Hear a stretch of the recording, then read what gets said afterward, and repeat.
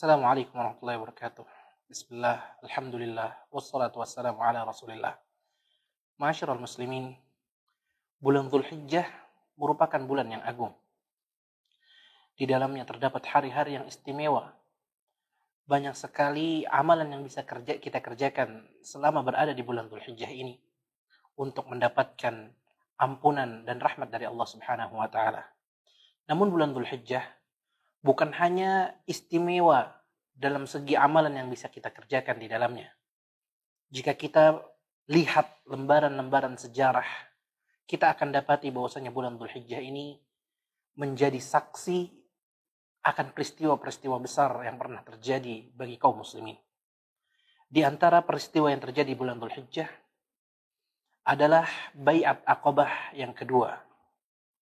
Bai'at yang menjadi awal dari hijrah Rasulullah SAW dari kota Makkah menuju kota Madinah. Bai'at tersebut dihadiri oleh Rasulullah SAW dan beberapa sahabat dari kalangan Ansar, baik dari Khazraj ataupun Aus, yang saat itu sedang berada di Mina.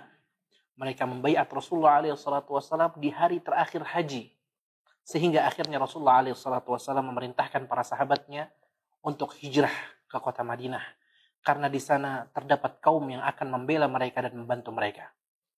Kemudian selain Bai'at Aqabah, ada peristiwa kedua, peristiwa lainnya yang juga terjadi di bulan Dzulhijjah. Peristiwa tersebut adalah Ghazwah As-Sawiq. As-Sawiq artinya tepung gandum. Peperangan ini diberi nama Perang Gandum karena ghanimah, harta yang didapatkan oleh kaum muslimin setelah peperangan tersebut didominasi oleh gandum yang ditinggal oleh orang-orang kafir Quraisy yang saat itu kabur karena takut berhadapan dengan pasukan kaum muslimin yang dipimpin oleh Rasulullah SAW. Peperangan ini, ikhwatul Islam azani Allah wa iyyakum, terjadi 2 bulan pasca perang Badar. Saat itu orang-orang kafir Quraisy mengalami kekalahan di perang Badar. Baru kemudian setelah mereka sampai di kota Makkah, Abu Sufyan selaku pimpinan orang-orang kafir Quraisy mengikrarkan bahwasanya dia tidak akan mandi junub sampai dia membalas kekalahan mereka di Badar. Kemudian Abu Sufyan mengumpulkan 200 pasukan menuju ke Madinah, menuntut balas atas kekalahan mereka di perang Badar. Namun di tengah perjalanan mereka tidak ingin langsung berhadapan dengan Rasulullah SAW. Mereka membakar pepohonan kurma yang ada di pinggir kota Madinah, membunuh 2 sahabat Nabi yang ada di kebun tersebut. Setelah kabar ini didengar oleh Rasulullah SAW, Rasulullah SAW mengumpulkan sahabat dari kaum Muhajirin dan Ansar berjumlah 200 orang untuk mengejar mereka. Namun ketika kabar keluarnya Rasulullah ini didengar oleh Abu Sufyan dan tentaranya, mereka langsung kabur dari tempat mereka, meninggalkan barang bawaan mereka, supaya mereka bisa bergegas pergi dari tempat tersebut agar tidak bertemu dengan Rasulullah SAW dan para sahabatnya.